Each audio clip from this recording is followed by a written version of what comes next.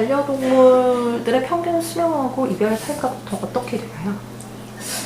반려동물 평균 수명은 강아지의 경우 12년에서 15년, 고양이의 경우는 다소 길어서 20년 정도 생각됩니다. 최근 노령 환자가 많아짐에 따라 철저한 건강검진 및 세심한 관리에도 불구하고 종양, 만성신부전, 신부전, 여러 호르몬 질환 등으로 인해 반려동물과의 이별이면 펜로스를 경험하게 됩니다. 네, 그럼 이 반려동물의 죽음은 가족들에게 어느 정도 고통이 될까요? 펜로스 후 사람마다 다른 방식으로 슬픔을 경험하게 되며 이런 슬픈 감정은 수주에서 수년까지 지속될 수 있습니다. 한 통계에 따르면 실제 펜로스를 경험한 사람의 4분의 3 정도가 직장과 사람과의 관계에서 어려움을 느낀다고 되어 있습니다. 특히 혼자 사는 경우 우울증 등 정신적으로 좀 불안한 상태, 사별한 배우자와의 연결 대상이었던 경우 등 특수한 상황에서는 펜로스로 인한 정신적 스트레스가 더 극심하게 나타날 수 있습니다. 이렇게 펜로스를 경험하시는 분들이 힘들 수밖에 없는 어떤 이유가 있을까요? 반려동물은 우리 사람에게 순수하고 무조건적인 사랑을 주며 사람과 반려동물 간의 깊은 유대감이 따라서 형성이 됩니다. 이를 휴먼 애니멀 본드라고 칭하는데요. 이러한 깊은 감정적 관계로 인해 사랑했던 반려동물과 이별을 슬퍼하는 것은 매우 정상적인 것입니다. 이러한 슬픔은 그 대상이 사람인지 동물인지에 따라 다르지 않으며 가족, 친구의 죽음을 접했을 때와 마찬가지의 또 경우에 따라서는 그 이상의 애통감을 느끼게 되는 경우가 많이 있습니다.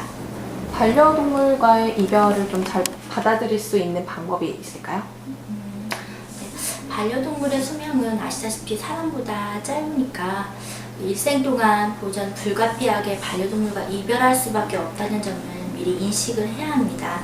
갑작스럽게 사고로 인해 반려동물이 사망하게 된 경우 그러한 책임이 보호자에게 있다면 죄책감으로 인해 펜로스를 극복하기 어렵게 됩니다. 이러한 경우 죄책감이 드는 일을 편지 형식으로 적고 크게 낭독하는 등의 의식 등을 통해서 펜로스를 극복할 수 있습니다. 장기간 투병을 했던 만성질환 환자 또는 암 환자의 경우 반려동물이 사망한 후 이제 고통이 없는 편안한 곳에서 자유롭게 지낼 수 있다는 생각을 하도록 합니다. 비록 보호자와 육체적으로는 멀어졌지만 정신적으로는 계속 연결되어 있다는 생각을 하도록 합니다. 사망 자체가 아니라 반려동물과의 행복했던 기억에 집중할 수 있으며 죽음에 대해 한 단계 성숙한 생각을 하게 된다면 펜로스를 극복했다고 할 수 있습니다. 이별을 준비하는 과정에 대해서 설명해 주시겠어요? 그 만성질환 악화 또는 종양으로 진단의 시점부터 환자의 삶의 질에 관해 수의사와 지속적인 상담이 필요합니다. 저희 병원에서는 삶의 질 척도라는 지표를 이용해서 환자 상태를 주기적으로 평가합니다. 호스피스 케어로 환자의 삶의 질을 더 이상 유지해 줄 수 없고 환자의 고통만 있게 되는 시점에서는 안락사를 결정하게 됩니다. 또한 보호자는 환자와 마음으로 계속 대화를 하면서 환자를 편하게 보낼 마음의 준비를 합니다. 말기 암 환자라든지 이런 경우에 안락사를 선택하는 경우도 많다고 하는데요. 안락사에 대해서 좀 설명해 주시겠어요? 안락사는 그리스어로 좋은 죽음이라는 뜻으로 여러 치료의 반응이 없고 환자와 보호자 모두에게 고통이 되는 시점에서 사람과 달리 수의학에서는 안락사가 가능합니다. 실제 안락사는 마취제 투여 이후 안락사에게 주입되어 고통 없이 편안하게 진행되는 과정임을 알아야 합니다.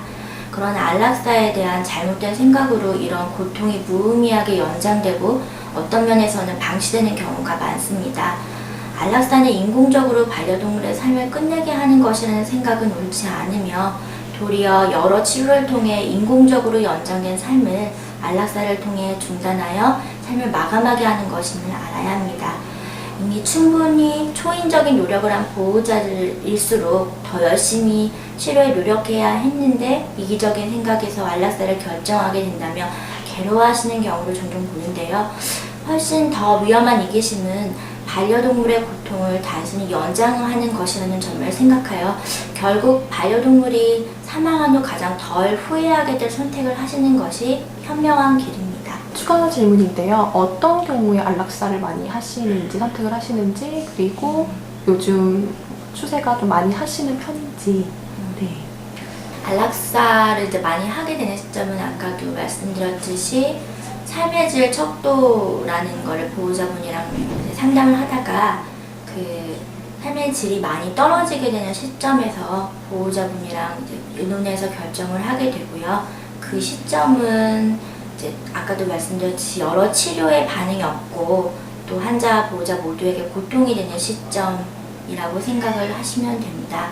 그래서 뭐 만성 신부전환자인데 뭐 소변이 생성되지 않는다거나 여러 말기 증상들이 보인다거나 또는 암 환자가 더 이상 항암이라든지 수술적인 방법을 시행할 수가 없이 고통을 너무 호소하는 상황이시라든지 이런 경우에는 안락사가 지지되는 시점이라 생각할 수가 있고요. 이제 노령동물이 굉장히 많아서 저는 평균 수명이 한 13, 15 정도 되는 것 같아요. 그런 아이들이 많다 보니까 아무래도 그런 경우에는 안락사를 많이 진행을 하게 되는 경우가 있습니다. 그럼 이렇게 이별을 경험하신 분들에게 어떤 대처법 이런 게 있을까요? 안락사 또는 그런 자연사 등 이별 후에는 장례의식 절차를 진행하거나 화장 후 유골로 메모리얼 용품을 만들거나 반려동물에게 편지를 쓰거나 또는 지역 구조단체에 기부를 하는 등의 행동으로 반려동물을 기리게 됩니다. 실제 병원 보호자의 경우 스크랩북 사진 앨범을 제작하시는 분도 있었고 정기적인 펜로스 보호자 모임을 통해 같은 경험을 가진 보호자들과 대화를 하는 방식으로 펜로스 감정 회복에 도움을 가지시는 경우가 많이 있습니다.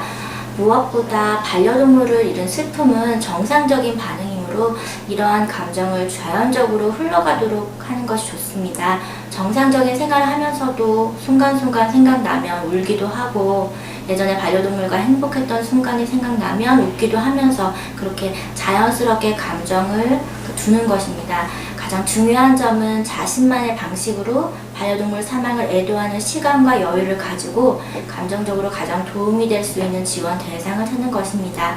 제 보호자분들은 그렇게 함으로써 펜로스를 건강하게 극복하시는 것을 볼 수 있었습니다. 주위에 이렇게 이별을 맞으신 분들한테 저희가 어떤 위로를 하면 좋을까요? 겨우 동물이 죽었을 뿐인데 너무 유별나게 행동하는 거 아니냐, 다른 아이들을 데려다 키우면 된다, 이렇게 그런 주위 시선으로 펜로스로 인한 슬픔을 표현하지 못해서 더 힘들어하시는 경우가 많이 있었던 것 같아요. 그래서 반려동물과 보호자 간의 유대감을 충분히 이해를 하고 이런 거에 대해서 마음을 이해한다는 부분에 공감을 표현하고 펜로스 경험 보호자가 슬픔을 표현할 수 있도록 이야기를 많이 들어주신다든지 하는 주변의 따뜻한 도움이 절실히 필요하다고 생각이 됩니다.